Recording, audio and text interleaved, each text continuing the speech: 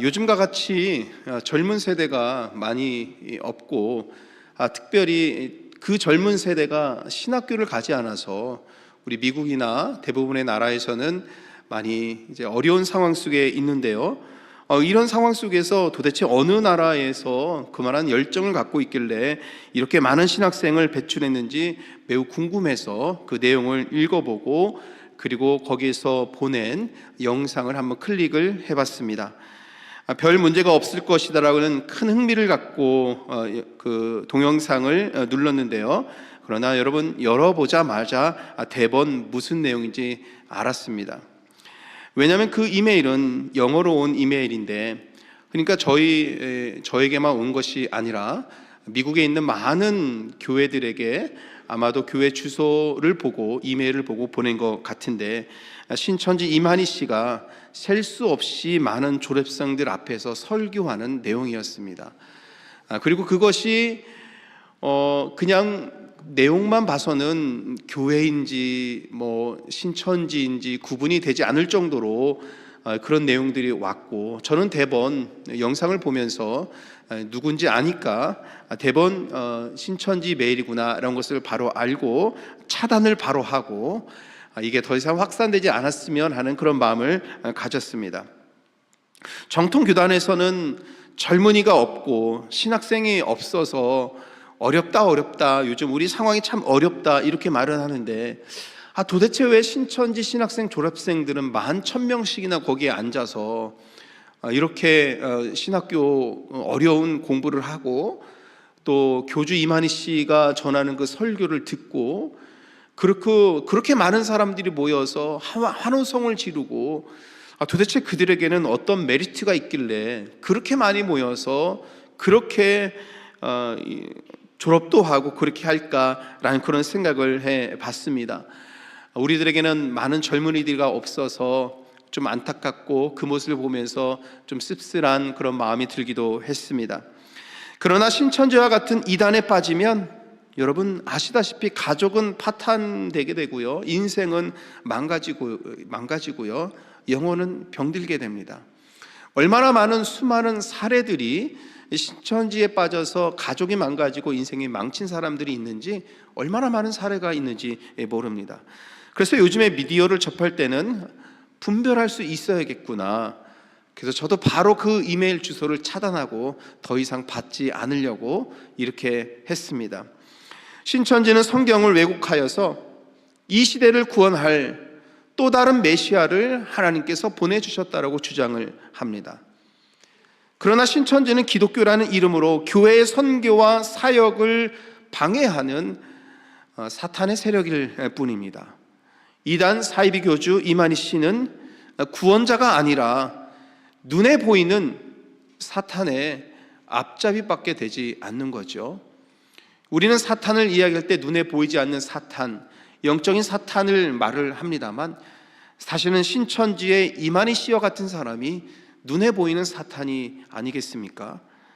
이런 이단들이 기세를 부리는 때에 우리 정통 교회들은 더욱 건강한 신앙을 세우고, 더욱더 건강한 신앙의 전통을 세워가면서 믿음의 공동체를 잘 세워야 될 뿐만이 아니라 성도 한 분 한 분이 시대를 분별하고 영적으로 분별할 수 있는 지혜와 능력을 지녀야 되겠다라는 생각을 해보게 됩니다. 여러분, 우리 샴복 한인교회는 53년 된 교회입니다. 저희 교회는 미국에 속한 CNM에 속한 교단이지요. 우리 교단은 건전한 교리와 건전한 신앙 고백, 그리고 선교와 성결 중심적인 신앙관을 가지고 아주 건강한 신앙관을 갖고 있는 교단이고, 우리 교회는 그러한 신앙의 교례를, 신앙 고백을 따르고 있는 교회입니다. 우리 교회는 시카고 지역의 한인들을 위로하고 복음을 전하기 위해서 1971년도에 당시 한인들이 많이 살고 있었던 시카고 지역 로렌스 근처 그곳에서 개척을 하고 오랫동안 시카고를 품고 사역을 했습니다. 그곳에 건물을 마련하고 전도와 선교하면 건강한 교회였고, 또 우리 CNMA라는 한인 우리 교단의 한인 총회가 세워지기 위해서 우리 원로 목사님께서 부단히 노력하셨고, 우리 교회가 그것을 적극 지원함으로 인하여서 교단 안에 한인 총회가 세워지는데 중요한 역할을 한 어머니와 같은 교회가 바로 우리 샴버거 한인교회입니다.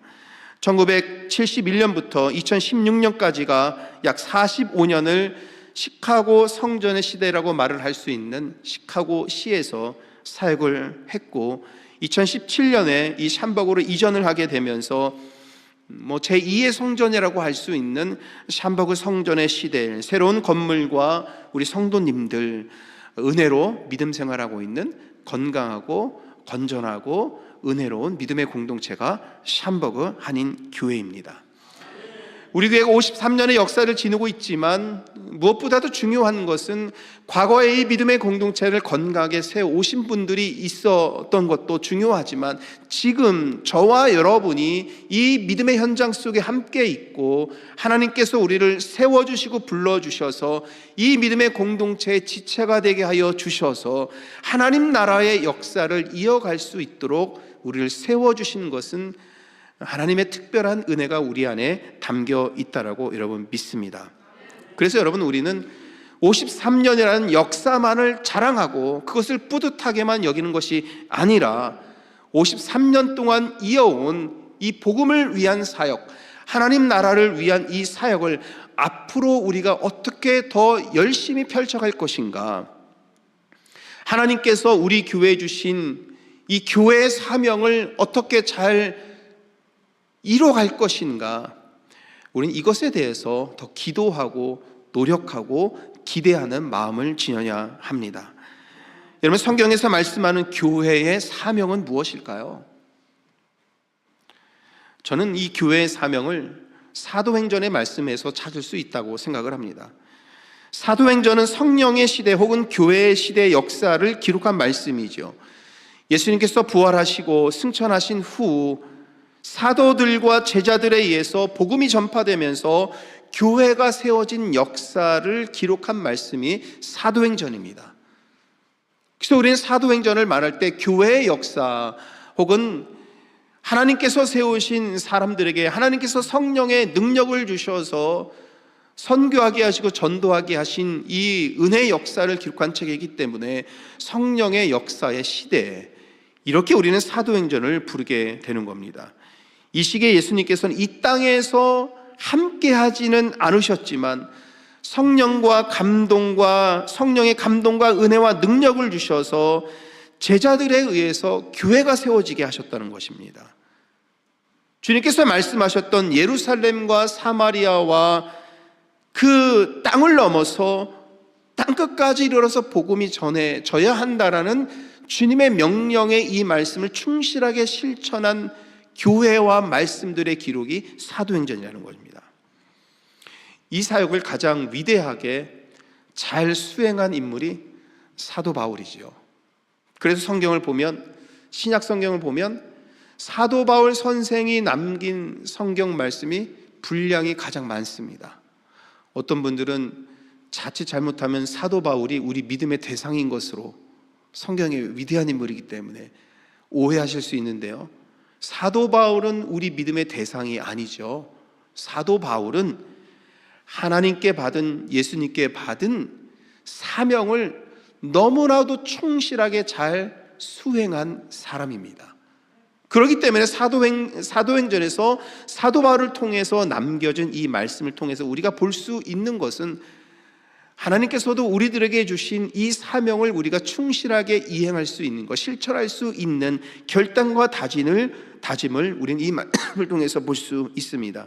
그리고 우리는 사도행전에 나와 있는 이 말씀을 통해서 이 시대를 향한 하나님의 교회의 사명이 무엇인가, 이제 53년을 넘어서고 54년, 우리가 55년을 이제는 맞이하고 60년을 맞이하는 우리 샴버거 한인 교회가 가져야 되는 교회의 사명은 무엇인가, 우리가 이 말씀을 통해서 다시 한번 생각해보고 하나님께서 우리에게 주신 은혜와 사명을 되새겨 보고자 합니다.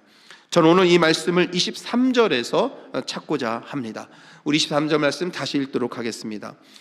그들이 날짜를 정하고 그가 유숙하는 집에 많이 오니 바울이 아침부터 저녁까지 강론하여 하나님의 나라를 증언하고 모세의 율법과 선지자의 말을 가지고 예수에 대하여 권하더라.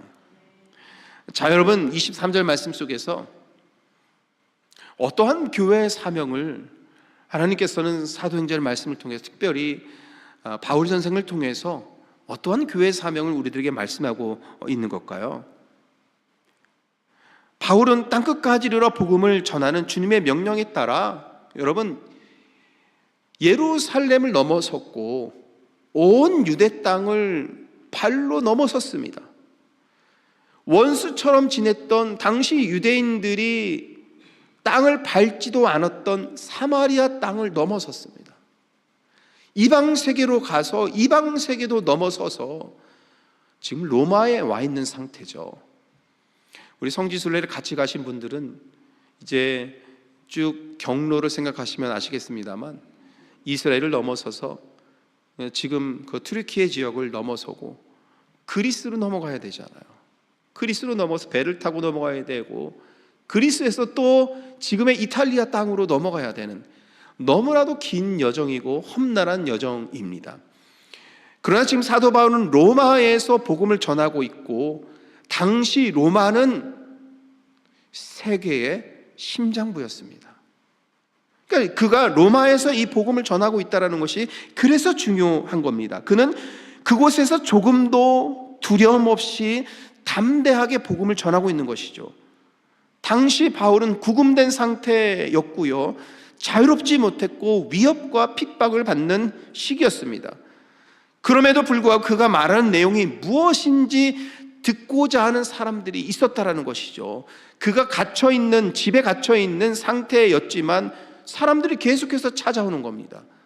사도 바울이 전한 말씀이 도대체 어떤 은혜가 있는 것인지, 그들이 알고 있는 지혜와 지식과 어떤 차이가 있는 것인지, 사도 바울을 통해서 듣는 말씀에 어떤 진리가 담겨져 있는지를 사람들이 계속 찾아오는 거죠.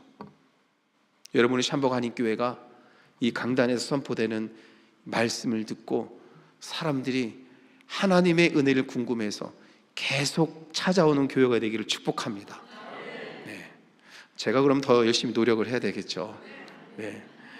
네. 계속 찾아오는 교회. 네. 기도해 주시길 바랍니다. 네. 우리 교회도 사도 바울처럼 사람들이 도대체 샴버그 한인교회에서 전하는 말씀은 어떤 말씀이길래 오늘 오후에 우리가 다 찬양제로 하나님께 올려드리는데 어떠한 노래를 부르길래 이렇게 궁금할까? 사람들이 궁금해서 계속 찾아오는 교회. 네. 그런 교회 될 때 여러분, 네. 우리 교회가 이제 54년, 55년, 60년을 향해서 갈 때에 더 큰 그런 일들을 마음에 품고 나아갈 수 있는 겁니다. 그런데 여러분, 여기서 그렇게 사람들이 찾아오고 궁금해하는 말씀을 전하기 위해서는 세상의 말씀들과 구별이 돼야 됩니다. 그러니까 사람들의 귀에만 들려지기 좋아하는 말, 그 말만 전하는 것이 아니라 정말 복음이 선포되어야 되는 것이고, 말씀 중에 말씀이 선포되어야 되는 것이고, 사람의 영혼을 깨울 수 있는 말씀이 선포되어야 되는 겁니다.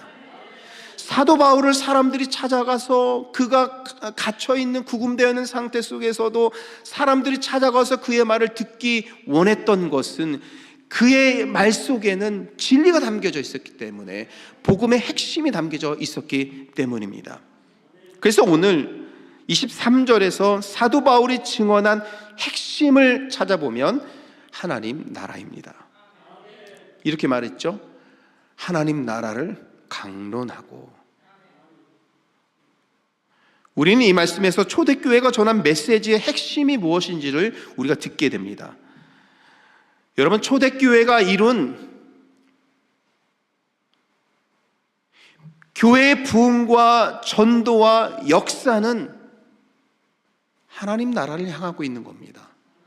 그러니까 하나님 나라 확장을 위해서 초대교회는 열심히 일하는 것입니다. 주님께서도 갈릴리에서 사역을 시작하실 때 말씀하셨죠. 가르치고 복음을 전하고 병과 약한 자들 고치시며 어떠한 복음을 전하셨습니까?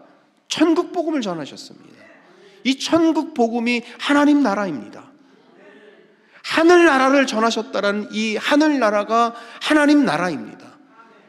예수님께서 전하신 메시지의 핵심도, 예수님께서 이 땅에서 이루신 사역의 핵심도 하나님 나라였던 것입니다.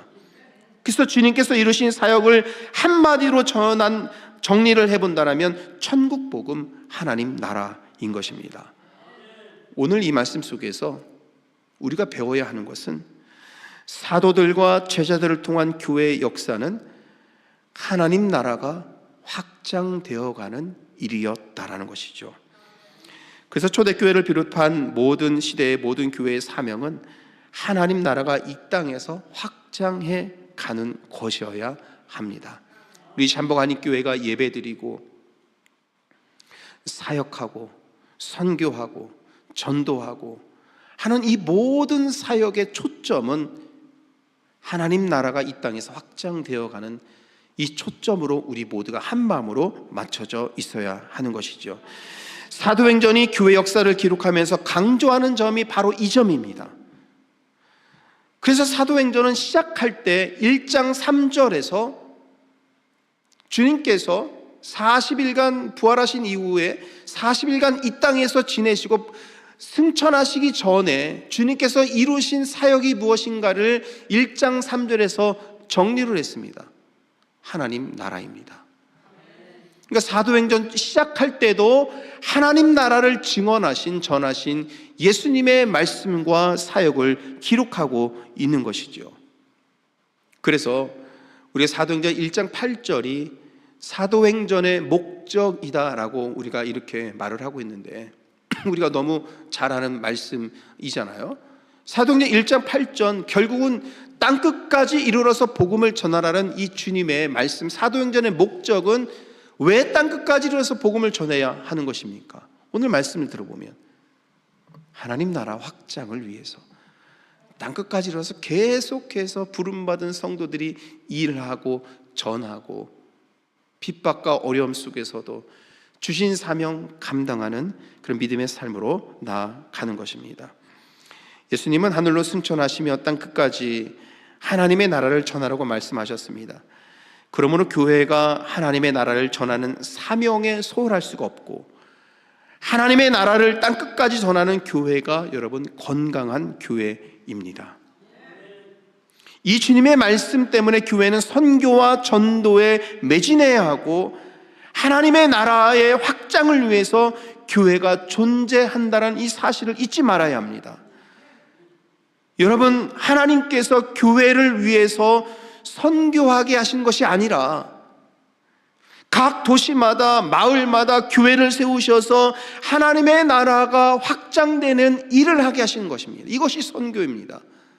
하나님께서는 교회를 세워주신 것은 사마리아 땅에도 교회를 세워주셨고, 이방 땅에도 교회를 세워주셨고, 그리스에도 교회를 세워주셨고, 에베소에도 세워주셨고, 빌립보에서도 세워주셨고, 이제는 로마에까지 가서 세상의 중심부에까지 가서 복음을 전하고 교회 믿음의 공동체를 세우게 하신 것은 선교하라는 겁니다.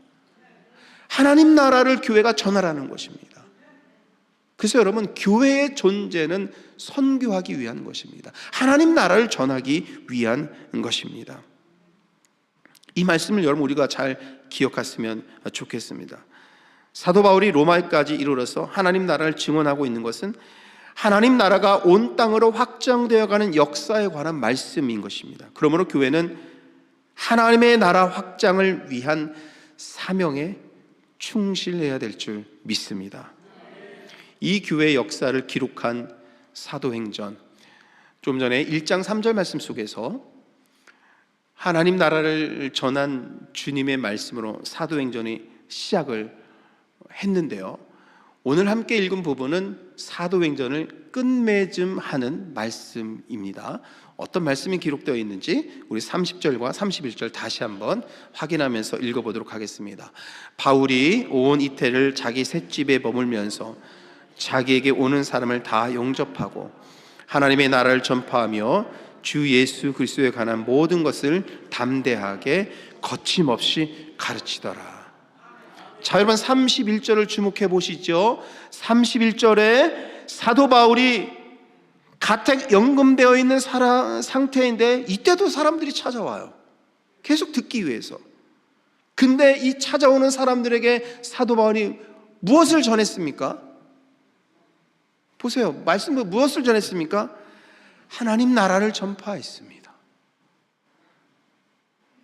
사도행전 1장 3절 시작할 때도 하나님 나라를 전한 말씀으로 시작을 했는데 사도행전 끝날 때도 사도 바울을 통해서 예수님의 제자인 사도 바울을 통해서 하나님 나라가 이 땅에 선포되고 있는 말씀으로 사도행전이 끝나고 있습니다. 이것은 사도행전 시작부터 끝까지 하고 있는 내용이 뭐라는 겁니까? 하나님의 나라가 이 땅에서 확장되어가는 은혜의 역사를 말씀하고 있는 겁니다. 여기에서 마지막 말씀을 보세요. 담대하게 거침없이 가르치더라라는 말씀이 있습니다. 근데 여러분, 가르치더라라는 이 말씀을 한번 주목해 보시면 느낌이 어떠세요, 여러분? 이 말씀이 딱 끝나는 말씀인 것 같습니까? 마침표가 딱 찍혀서 말씀이 딱 끝나는 말씀 같습니까? 아니면 쉼표가 딱 찍혀서 그 다음에 어떤 문장이 이어져야 되는 느낌이 듭니까? 이어지는 느낌이 들죠? 혹시라도 여러분 중에서 마침표라는 얘기가 나올까 봐 제가 두근두근 했습니다. 네, 쉼표가 딱 찍혀져서 이어져야 되는 그 말씀처럼 되어 있죠. 실제로 원문에 보면 사도행전을 마지막으로 하고 있는 이 단어에서는 완료형으로 쓰지 않고 시제를 현재 진행형으로 쓰고 있습니다.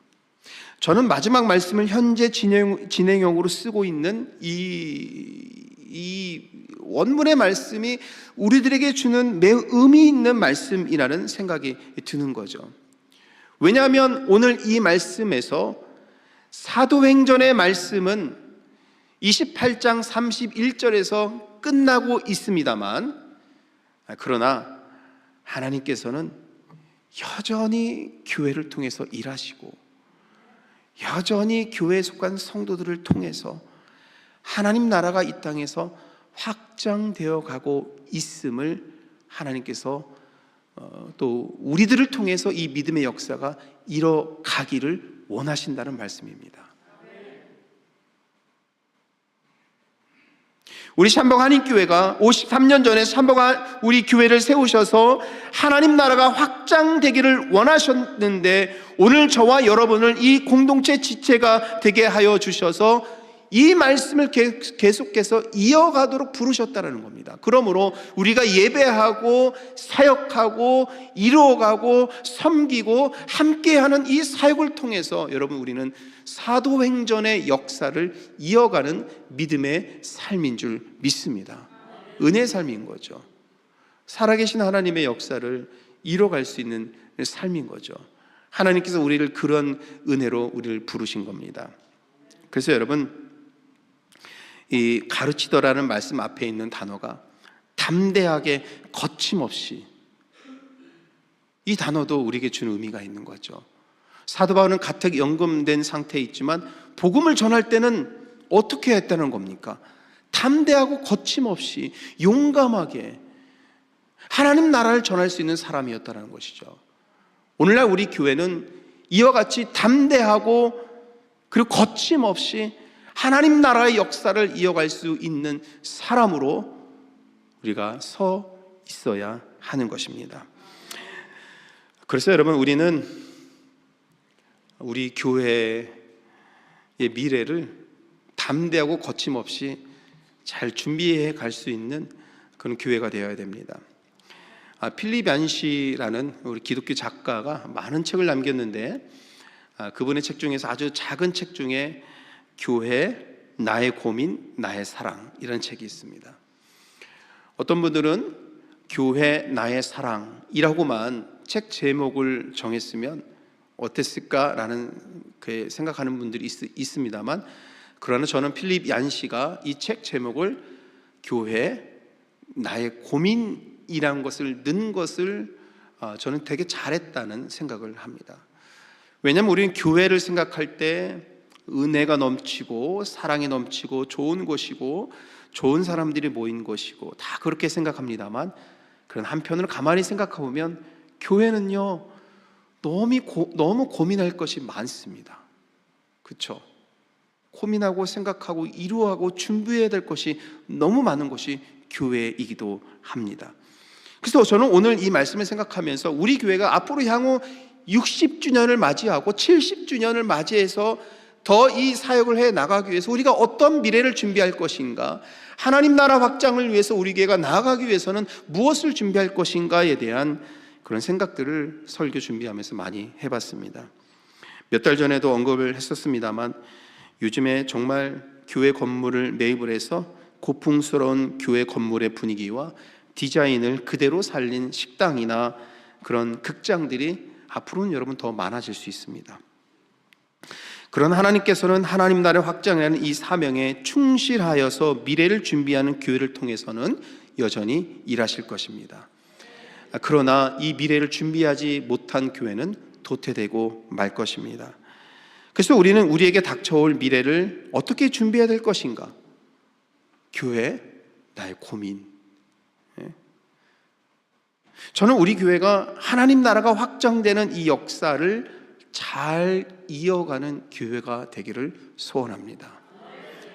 지난 여름에 목회데이터 연구소 지용군 대표에 의해서 시카고 지역의 한인 성도들의 의식조사를 했습니다.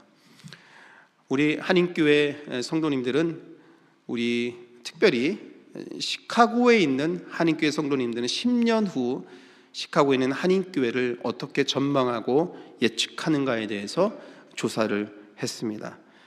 도표를 보시면, 도표를 참고해서 보면 우리 시카고에 있는 위에 있는 도표는 다른 LA와 뉴욕과 다른 주를 포함한 한인들의 의식조사이고, 밑에 있는 표가 우리 시카고 지역의 한인 조사 응답입니다. 이 도표를 보면 58.1%가 무려 약 60% 가까이 되는 우리 한인교회 성도님들이 10년 후에 우리 한인교회는 쇠퇴하고 말 것이다 라고 응답을 했습니다. 이 수치는 미주의 한인교회들보다 시카고의 수치가 월등히 높습니다. 여러분 어떻게 생각하십니까? 반면 지금보다 성장할 것이라고 본 응답은 14.3%밖에 되지 않습니다.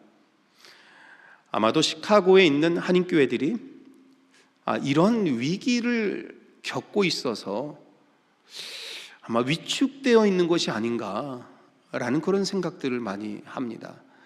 여러분들도 그런 말씀 많이 들으셨겠습니다만, LA나 뉴욕과 뉴저지에 있는 한인교회들과 우리 시카고에 있는 한인교회들을 종종 비교해서 얘기를 하죠.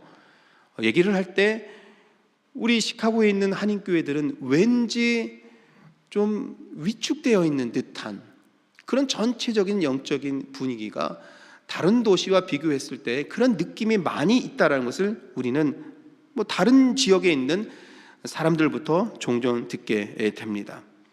도표 두 번째, 다음 페이지를 보시면, 그 다음 도표를 보시면 쇠퇴할 것이라고 예측한 이유가 무엇인가를 우리 한인교회, 우리 시카고에 있는 한인교회 성도님들은 이민자와 유학생 감소가 되어서 앞으로 10년 안에 한인교회가 쇠퇴할 것이다라고 응답한 사람이 35.9%가 됩니다.